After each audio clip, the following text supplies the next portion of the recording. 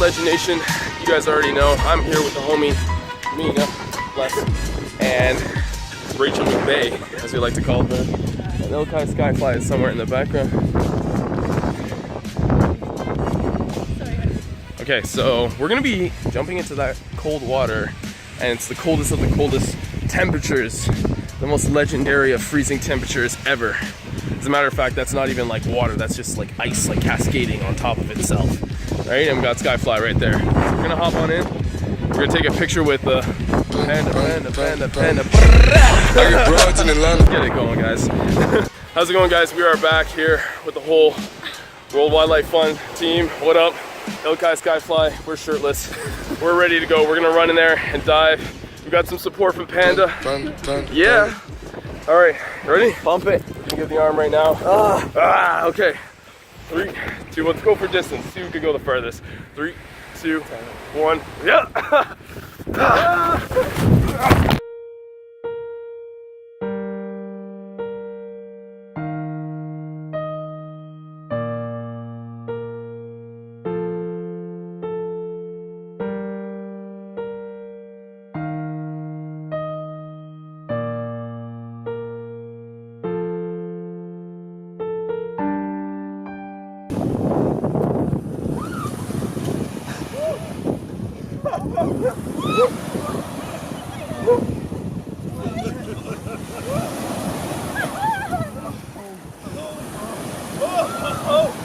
Oh man!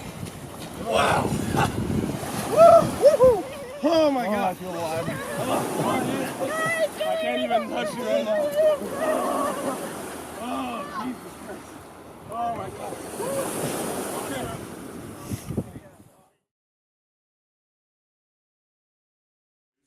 So it's been a real challenge for me to get fit in order to do it. But it's been, having the goal has really been a great motivator for me. So I've been chatting with some people about what they're doing, and I'm doing similar things. Stairs in our building, stairs outdoors, stairs on machines, more stairs, more stairs, more stairs. Probably not good to do the same thing all the time. But I'm not a fitness expert, I'm just trying to get motivated so I don't get extracted. That's my fear. My goal is to finish. But we know that people want more advice than that and need that they hint to want to fitness. So we've asked Eren Legend from Legend Nation Fitness to share his tips for taking on the tower. Eren is a legend. He just completed the WWF Canada Polar Dip. He's awesome. He's a fitness guru, and he's going to come help us out and learn what we should be doing to train Eren.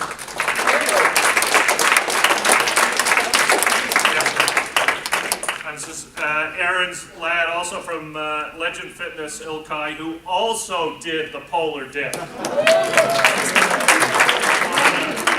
floor's yours, guys. All right, how's everybody doing today? Pretty good. Yeah, I'm honestly loving the energy that you guys already have here too, so that's definitely something that we want to put into the climb. I've been asked by Mina. I don't know how many of you guys know Mina.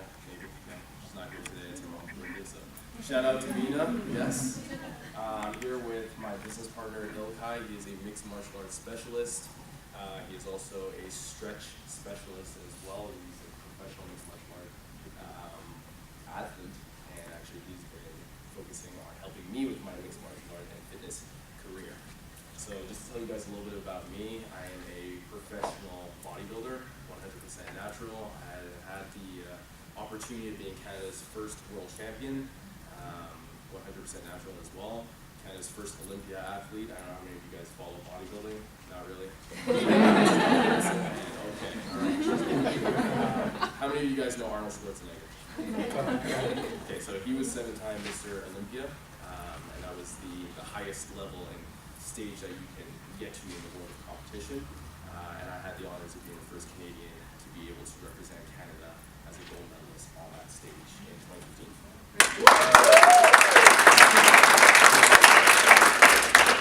So throughout my career, I'm from Ottawa. I was working as a professional fitness and health consultant. I've worked with over 3,000 athletes and everyday people, average Joes, whatever you guys want to call them, throughout my career. And one of the things that I'm very passionate about is helping people improve their fitness, their health, and their wellness. So I'll let Ilkay introduce himself just a little bit here and share his story with you guys too. Thanks, Eren. So guys, just to kind of recap off, I don't want to talk too much about me. I want to talk a little bit more about what you guys are doing. It's a lot of stereotypes.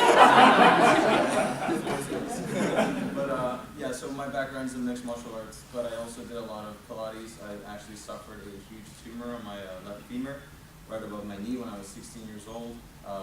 Humongous operation, no walking for 2 years. You know, terrible. Ended a lot of my sports careers. But I got up and you know, started doing mixed martial arts again and got to a very high level. So very happy that I was able to do that, and I was able to learn a lot through the process. So this is why I am here, to let you know that you are in safe hands when it comes to training for this stair climb, because you will need to train for it. There is no easy way to, you know, there's no way to sugarcoat it. The good news is, you guys all seem to be quite fit, so that's a good thing. But I do want to pass the invisible mic back to Eren so that he can talk about, you know, how to condition a little bit more to get you guys ready, more confident for the climb. Okay, thank you. So one of the things I just want to ask right off the bat, how many of you guys have already started preparing for the climb? Okay, so one answer. And if you guys want to just put your hands up again, I just want to kind of call on you.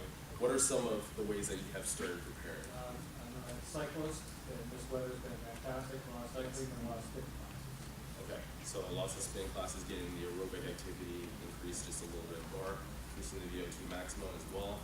Anybody else have their hand up? You right there? Is it Shannon? Yeah. Shannon, yes. Making sure to go to the gym a lot. Stair stepper has been my new best friend. Yes. Other, you know, leg equipment and cardio equipment. I've been sticking to it. Putting a lot of focus on the lower body training, obviously, that's something that's important when you're climbing 144 floors, I believe is the task. Anybody else over here on this side? Yes. Lots of stair climbing, using that machine, the stair climber, and just doing the stair in my condo. Also, I do a lot of yoga, so just helping stretching out a lot of glutes, and that's really, I feel like that a combination of both really helps. Definitely. And I would actually say flexibility in regards to a very high endurance type of activity is going to be something that's very important. We will let Ilkay talk about that kind of portion a little bit more, because I'm not as flexible, mobile as he is. The way I always like to joke about it is, if I move outside of traditional planes of movement, it's injury city for me, right? If we may get maybe one more person that had their hand up in the back there that just wants to share how they've been. Yeah, I'm looking right at you. Well, we work on the 15th floor of one of the high rises down in the financial district. So I take after lunch, I come back up the stairs, and I'm a runner, so I run. Okay, sweet. Okay, and obviously that's of importance as well. So we're about a month out as far as I've been informed from the climb. So there's a lot of things that we really want to focus on. And what I'm finding that is very interesting to hear is that a lot of you guys have been focusing on your physical activity to help you get to your goals, right? One of the things I want you guys to also kind of take in is nutrition. So the nutrition component obviously is one of the things that Ilkay and I have to focus on with a lot of the athletes and clients that we're working with, and also sometimes supplementation are things that we want to focus on as well. So for anybody has anybody actually done the stair climb before? Oh, okay, all right. You guys are one step ahead of me. I'm corny like that, all right. So just coming back to you here, how did you feel the next day? Fantastic. Fantastic. That wasn't the answer I was looking for. Yes. Did anybody that has done the stair climb before and notice any? Can I? Yes, you can add that. Where I felt it was in my lungs, my rib cage, that's where I felt it. I didn't feel it necessarily in my legs. Okay. In my arms, it was in my chest. Okay. Yes. And that's one of the things that I want to mention is because doing a heavy endurance form of activity like this will cause some muscle soreness. It will cause you to challenge some muscles in your body that you have probably didn't even know that you had, actually, right? So one of the things that I like to focus on is supplementation to make sure that there's no delayed onset muscle soreness. So I don't know how much you guys know about supplementation. I don't want to get into it too much, but I also don't want you guys to be totally incapacitated for the week after the climb. So one of the things that we like to do is ensure that we're getting a full chain of amino acids. We're familiar with amino acids? Yeah, I see some head nods. And this is going to help support muscle recovery as well. Glutamine is one of the most essential amino acids that we like to use to ensure that our muscles can recover and that we're not going to be totally disabled for the following days. Another thing that I want to kind of emphasize with you guys is hydration, right? So just to get some hands, we'll play a game, all right. So who's drinking at least a liter of water a day? Okay. Keep your hands up if you're getting at least 2 liters of water. Is the water in the white 3 water? liters of water. I was just going to say, is it distilled or not? She's got water in her hand right there. You can catch up. It's okay. 4 liters? 5? 6? 7? So obviously hydration is very important, and when we're performing any kind of aerobic or anaerobic form of activity, we want to ensure that we're hydrated beforehand and obviously throughout and especially after. So one of the things that I want to emphasize with you guys again is to make sure that you're hydrated before going into this endurance kind of event. Okay. I don't think it's going to be difficult for you guys to bring some water with you. I see some people have those water bottle arm strap kind of thing. Am I allowed to bring water? Not upstairs. But they give you right after. As soon as you make it up. I'm sorry, guys. Okay. Well, make sure. I'm still there. But make sure that you guys hydrate as much as you can beforehand, because the last thing you want to do is dehydrate yourself before going to. So I wouldn't even suggest hydrate like crazy the day before. I would say focus on hydrating now. Okay.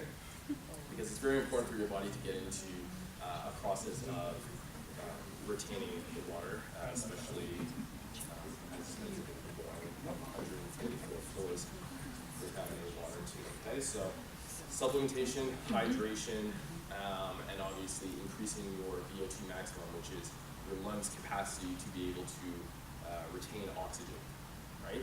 So the larger your VO2 maximum is, it means the longer you can go with endurance-based exercises without fatiguing yourself, without being completely out of breath. Right? So how do you achieve that? What's that? How do you achieve that? Just through doing aerobic activities, just like Mike Shannon here and John were specifying. So any form of physical activity where you're challenging yourself and you notice that you're going to be performing, like you're going to be breathing very heavily, very deeply, starts to challenge and increase your VO2 maximum. Increasing your VO2 maximum isn't something that you can do in one day. It's something that takes time, and a lot of individuals here, just to kind of get off of focus just a little bit. A lot of people think that the difference between somebody who is not a conditioned athlete and somebody that is a conditioned athlete is that if we were to run from here to the coats over there, right, your body will be in a state of increased energy expenditure, no matter what. Doesn't matter how fit you are or how unfit you are. Okay? The difference between a fit and conditioned individual and somebody that is not a fit and conditioned individual is the recovery rate. So an athlete would just run from here to there, take a deep breath, and then you're good to go. Just to add on to his point, specifically if you're asking for a number for a heart rate, keep it between 80 and 90. If you want to go at the rate that you are hoping to go for, unless you want to be there for like 4 hours, in the tower, I would advise for you to try to track your heart rate too, so that you can actually keep your heart rate at a higher than normal level. Yeah, enough that you want to challenge yourself, and that's actually a great point that Ilkay brought up there. Another thing that I don't want you guys to get into the notion of, I understand that there's 2 different times to climb. There's correct me if I'm wrong, but there's 7 a.m. is it? 7 a.m. to 7:30 on Sunday is for people who can do the climb in under 15 minutes. So that's the people who answer to A. Yeah. And then after that, the climb is open for On perhaps- Sunday. On Just for the Sunday, casual yeah. climb, On right? Sunday only. Yes. So for the people that are just going to be doing the casual climb, what I would suggest is that you don't try and burn out and exhaust yourself too quickly, because the difference between anaerobic and aerobic capacity will have you totally like depleted before halfway even. So whether you have like a two-step kind of method or however it is that you're doing it, I would suggest that you try and pace yourself as you're doing this here, because not to get too much into the physiology of things, but your body produces adenosine triphosphate, ATP, which is one of the most primary sources of energy that your body uses. And if you go too hard, too fast, you will deplete this, and you need at least a 15-second minimum to replenish your ATP stores. So just try and focus on pacing yourself. I mean, we all have goals. We're all very ambitious and driven individuals. But just make sure that you're taking your time as your preparations here.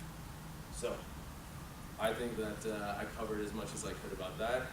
Ilkay is here to focus on some of the stretches that you guys may be wanting to focus on before you get into the climb, and some of the things that you guys want to be focusing on after. Cool. I'm not going to take too much of your time because I know we are all, kind of dying to get to the Stairmaster or whatever you guys are going to do. But just a quick, if I could get everybody up. Okay.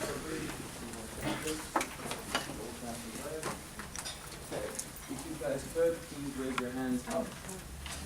So you're going to go down slowly into your toes. Touch your toes. As best as you can. Let go. For those who are really stretchy, try to get a hold of your calves here and just pull down. Okay, so that's one.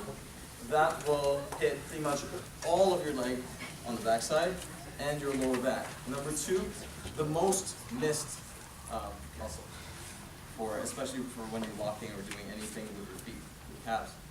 Okay? You're going to find a wall. Even if you don't find a wall, actually, no wall. Just here. Yeah. Front lunge. And you're going to take as far of a step forward as possible. And here, you're just going to lay it down. Yeah. So try to touch your heel to the floor. On the back.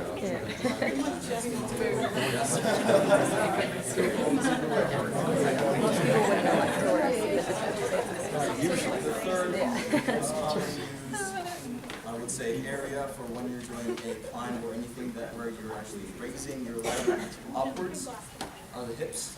So make sure your hip flexors are stretched as well. If you can, try to get on the floor with your knee. And instead of driving forward, just try to turn your hip up. So instead of driving forward, you're straight, and you tilt your hip until you feel the stretch on your left. There you go. Yeah. So you don't actually need to, you don't need to drive forward. You're just, Ladies and gents with tight pants.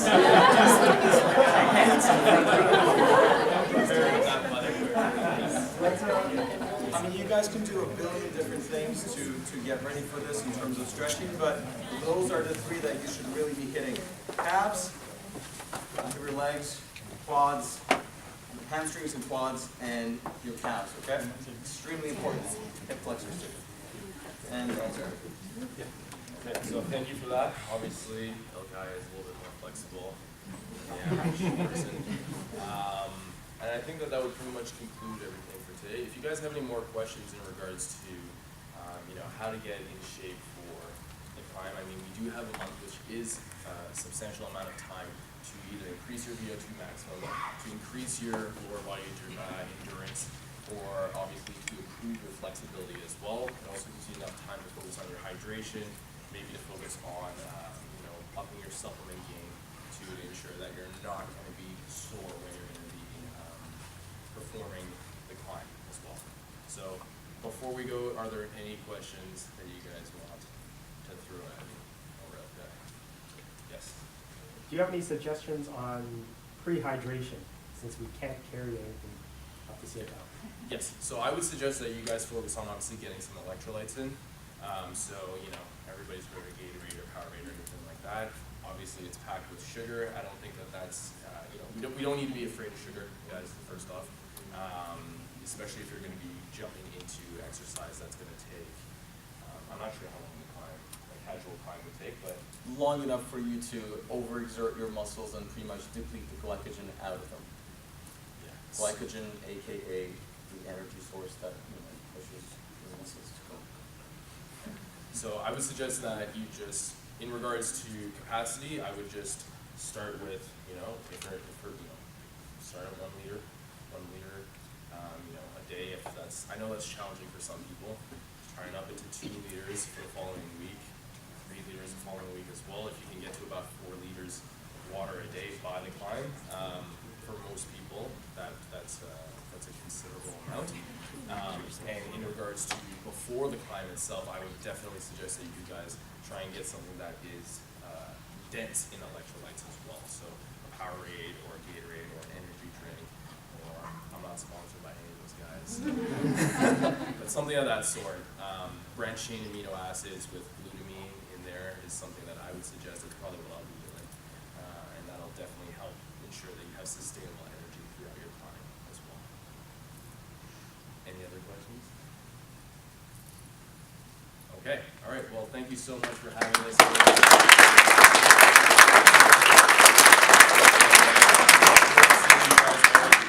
7 a.m.